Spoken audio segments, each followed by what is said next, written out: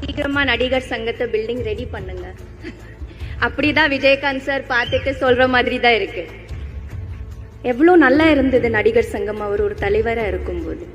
அவர் தலைவரா இருக்கும்போது இப்போ எனக்கு ஞாபகம் இருக்குது, நாங்க எல்லா ஆர்டிஸ்ட் ஒன்னா சிங்கப்பூர் மலேசியால ஒரு ஷோ நடந்தது. அவரே டேட்ஸ் வாங்கி நமக்கு ரெடி பண்ணி யார் எங்க இருந்தாலும் அவங்கள கொண்டு வந்து சேர்க்கறது அவரால தான் முடிஞ்சது.